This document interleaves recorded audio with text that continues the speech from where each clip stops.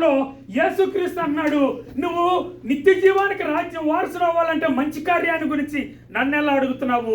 మంచి అనేది ఒకటే, అదే మంచివాడు ప్రభునే దేవుడు అంటే దేవుడు కనుక ఆ మంచి కార్యాలు చేయమంటాడు. When this man came to Jesus asking, what good should I do to enter into heaven?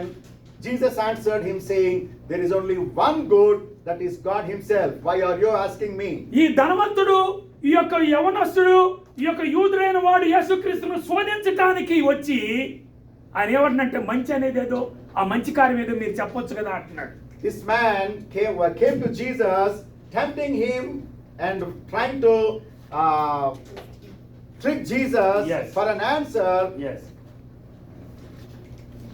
Without him, without you, away from you, show me the way or the person where I can find good. అంటే యేసుక్రీస్తు అంటాడు, ధర్మశాస్త్రాన్ని నువ్వు క్షుణ్ణంగా చదువుతున్నావు కదా అన్నాడు.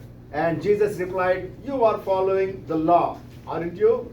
నేను చిన్నతనం నుంచే దాన్ని చదువుతున్నాను, దాన్ని ఫాలో అవుతున్నాను అన్నాడు. He immediately replied, yes, I've been following all the precepts in the law. దానిలో ఏమని రాయబడి ఉన్నదంటే, నరహత్య చేయవద్దు, వ్యభిచరించవద్దు, దొంగిల్లవద్దు, అబద్ధ సాక్ష్యం పలకవద్దు, తల్లిదండ్రులను సన్మానించము, నిన్ను వలె నీ పొరుగు వారిని ప్రేమింపవలేను అనేవి అని. అందుకు ఆ యవనస్తుడు, ఇవన్నీను నేను అనుసరిస్తూనే ఉన్నాను, ఇంకను నాకు కొద ఏమని ఆయనను అడిగాను.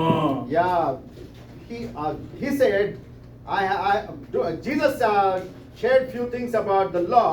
Do not kill, do not do any adultery, or do not steal.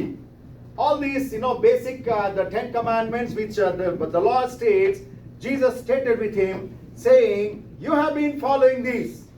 అయితే అక్కడ ప్రత్యేకంగా చూస్తున్నాము, యేసుక్రీస్తు ఆ యవనస్తుడైన ధనవంతుడిని, ఆ రిచ్ మ్యాన్ ని చూసి ఎగాదిగా చూసి, నీలో ఒకటి అసంపూర్తిగా ఉన్నది, దాన్ని ఫుల్ఫిల్ చేయమని అంటాడు.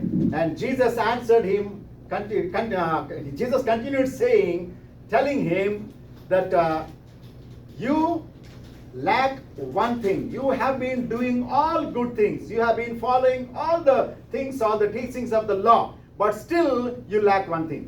నీవు పరిపూర్ణుడు అవ్వాలి అంటే పోయి నీ ఆస్తినంతా అమ్మేసి నన్ను అనుసరించము అంటాడు. Jesus told him, if you want to really enter into God's kingdom, becoming perfect, you have to do one thing, that is, go sell all your properties, all your possessions. Give to the poor peoples. Give to the poor. Go and give to the poor, and you come and follow me. అయితే అతను అధిక ధనవంతుడు అవటం వల్ల, అతను ధర్మశాస్త్రాన్ని ధ్యానిస్తున్నా, అతను యూదుడైనా, అతడు మరి చిన్నతనం నుంచి అన్ని ఫాలో అవుతున్నా, అతను సంపూర్ణ మానవుడిగా వృద్ధి చెందడం ఇష్టం లేక, తన ఆస్తిని పేదలకు ఇవ్వడానికి ఇష్టం లేక, ఆయన వెనుదిరిగి ముఖము చిన్న పుచ్చుకుని వెళ్ళాను అని ఉంటుంది లేఖనాల్లో. Because he was a rich man, he was not willing to share anything of his riches to the poor. He went back, putting down his head in disappointment or discouragement. రెండవ వ్యక్తి మనం చూస్తున్న అపోస్తల కార్యము 10వ అధ్యాయము. And the second person we find in Acts chapter 10. చూడండి, అపోస్తల కార్యము 10వ అధ్యాయం 1వ వచనంలో, ఇట్లీ పట్టణమనబడిన పట్టణములో కొర్నేలు అను భక్తుడు అక్కడ ఉండెను. Acts chapter 10 verse 1, it says, it talks about a person called Cornelius. చదవండి. In Caesarea there lived a Roman army officer named Cornelius, who was a captain of the Italian regiment. He was a devout, God-fearing man, and was everyone in his household. ఇక్కడ మనం ప్రాముఖ్యమైన He gave generously to the poor and prayed regularly to God. ఆమేన్. ఇక్కడ ప్రత్యేకంగా మనం చూస్తున్నాము రెండో వ్యక్తి Cornelius. We find another person here as Cornelius. 1వ శతాబ్దంలో సంఘము హింసకు గురి అవుతున్న టైంలో దేవుడు ఆయన్ని దర్శించాడు. In the first century, when the church was being persecuted because of their faith, this man put his trust and devotion unto God. ఒక శిష్యులంతా చెల్లాచెదరైపోయి దేశాలు పట్టుకుని వెళ్ళిపోతుంటే అదే టైంలో కొర్నేలియస్ ని దేవుని యొక్క దూత దర్శించడం జరిగింది. Because of that persecution which the church, the initial believers of Jesus Christ faced, they got scattered around all parts of the world. But at this juncture, at this point of time of history, God visited this man. ఎక్కడ? Italy అనే పట్టణంలో, Yeah. Italy అనే పట్టణంలో ఆయన్ని దేవుడు దర్శించడం జరిగింది. God visited this man in the time of persecution when he was a Roman army officer, Italian regiment officer. ఆయన government ఉద్యోగస్తుడు. He was a government employee. అదే రీతిగా అన్యుడు. He did not know the God of the Bible. ఆయన అయితే మాత్రం ప్రార్థన చేస్తూ 100 మంది సైన్యానికి అధికారి. But he had the devotion to God. He was praying, and he was also officer over 100 people, 1,000 people. Yes. అయితే ఈయన రాత్రి పగలు కూడా దేవుని సన్నిధిలో ప్రార్థన చేస్తున్నట్టు మనం చూస్తున్నాం. In the Bible we read that this man, though he is not a Jew, though he came from a heathen background, a pagan, but still he prayed to God and he showed the devotion to God. అంతేకాదు అతను ఒక 100 మంది అధికారికి, 100 మంది సైన్యానికి అధికారిగా ఉన్నప్పటికీ అనేక మందిని పిలిచి ప్రార్థన చేస్తూ దాన ధర్మాలు చేస్తున్నాడంట. Though he was an army officer over 100 soldiers, he used to have this devotion to God, and he used to call people, and he used to share whatever he has to the poor, with the poor. ఎందుకంటే దేవుని యందు భయము భక్తి కలిగి జీవిస్తున్నాడు కనుక. He did all these things because he had that fear of God. ఆయన యొక్క ప్రార్థన దేవుని సన్నిధి కంటే ధూపంగా ఎలినని లేఖనాల్లో ఉన్నాయి. In the Bible we read his prayer went as a cloud, incense, a sweet aroma. Yeah, కనుక మనం ఇక్కడ చూస్తే ఈయన అన్యుడు దేవుణ్ణి అనుసరిస్తున్నాడు, విగ్రహారాధికుడు దేవుణ్ణి అనుసరిస్తున్నాడు.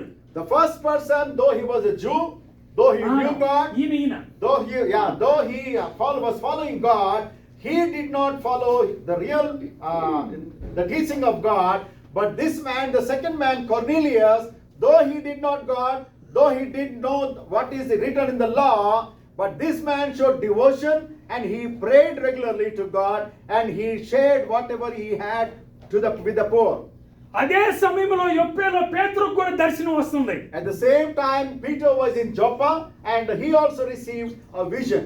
ఏంటంటే ఒక అంగీతో అనేకమైన మరి మృగాలతో కూడిన అన్ని దిగి ఇదిగో దేవుడే స్వయంగా వీటిని తిను అని తెలియజేస్తున్నాడు. Yeah, there's a huge cloth in which there are all kinds of different animals, and that cloth with different kinds of animals was lowered unto Peter, and there was a command, a voice from God telling Peter to eat all those different kinds of animals. ఇక్కడ మనం చూస్తున్నాము ఈయన యూదుడు, పేతురు ఎవరు? యూదుడు అంటున్నాడు, యూదుడైనా నేను వీటిని తినాలా తండ్రి అని అంటే తినాల్సిందే అంటున్నాడు. Peter was saying, God, I'm a Jew, I cannot eat all these unclean animals, but God in response commanded Peter, no, you have to eat it.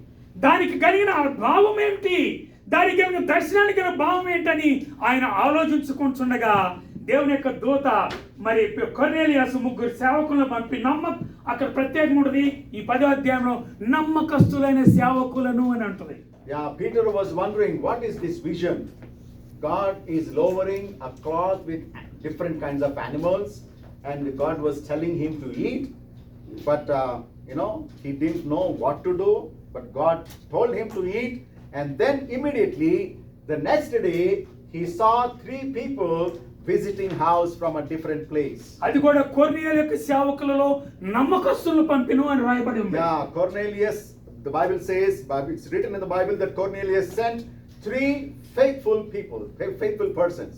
అందువల్ల మనం ఇక్కడ చూస్తే కొర్నేలియస్ అన్యుడై ఉన్నప్పటికీ దేవుణ్ణి అనుసరించే విషయంలో ఆసక్తి చూపించినాడని తెలియజేయబడింది. Though Cornelius did not know God or the law of God, but still he showed the devotion and the fear unto God.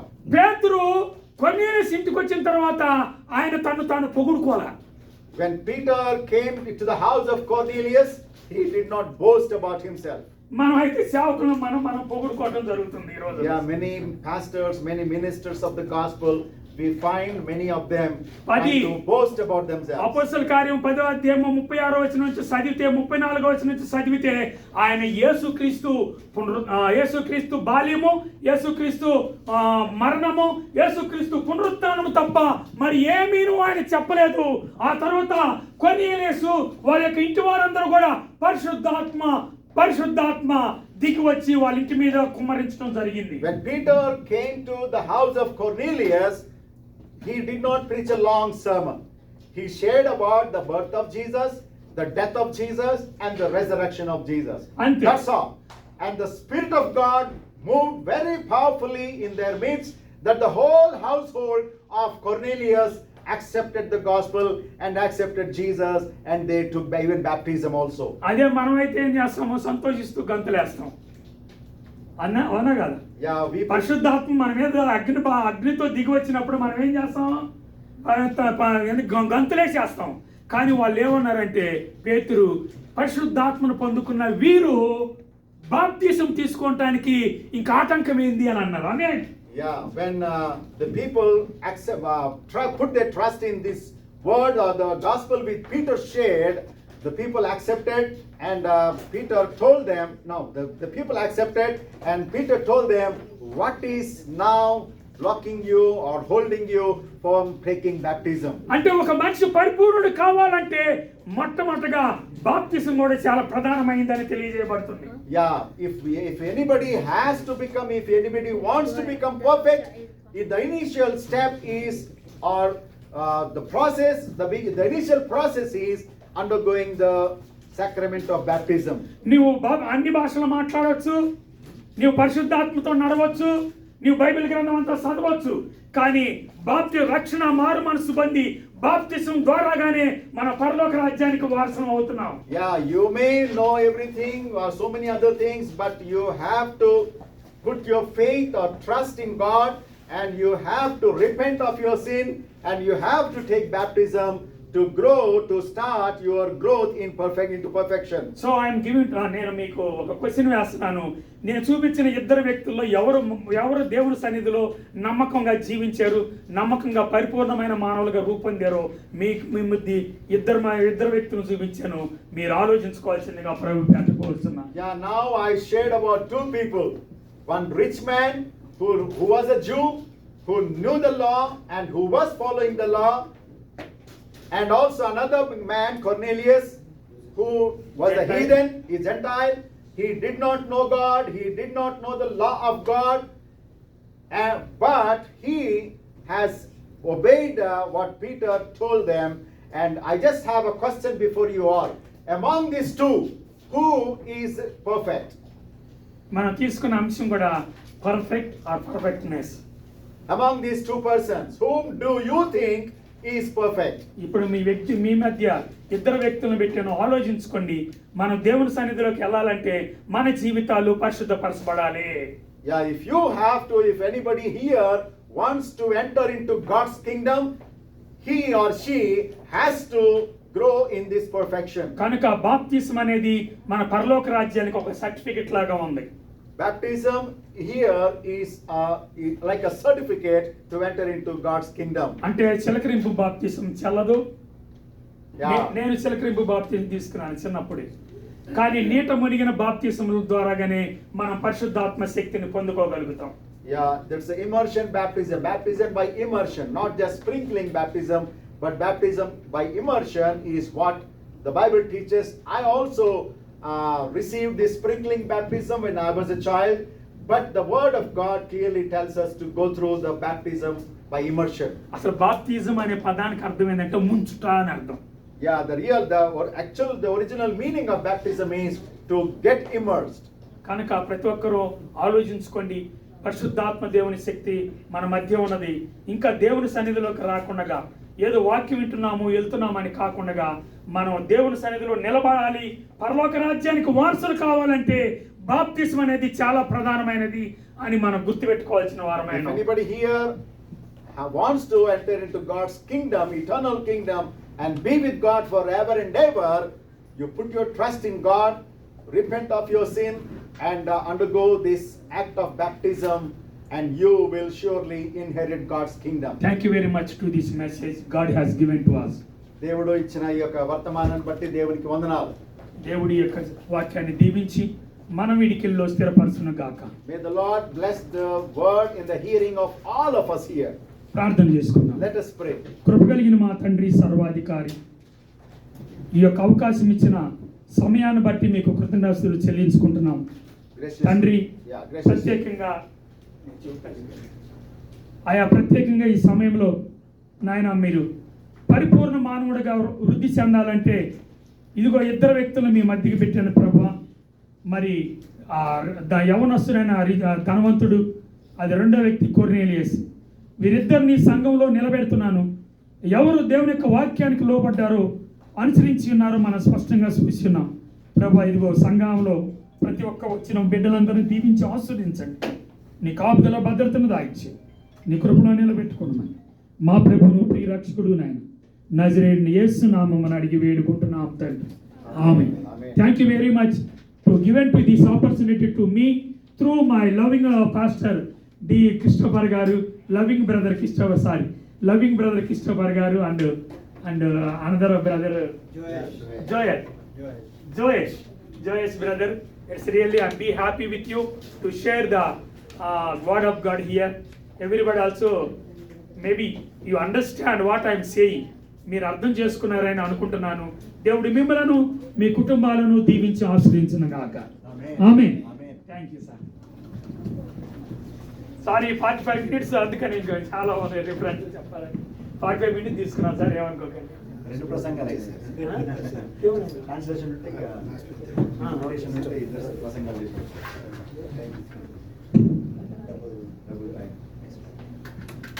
మన మధ్యకు వచ్చిన అన్న జ్ఞానప్రకాష్ అన్నకు ప్రత్యేకమైన వందనాలు. Thank you sir. దేవుని కృప. మరి మనకు తెలియదు, ఇండియా నుండి అన్న మన కోసం ఎంతో ప్రయాసపడి మరి బస్సు ప్రయాణంలో 2 రోజులు ప్రయాణం చేసి 4 రోజులు ప్రయాణం చేసి మన మధ్యకు వచ్చారు.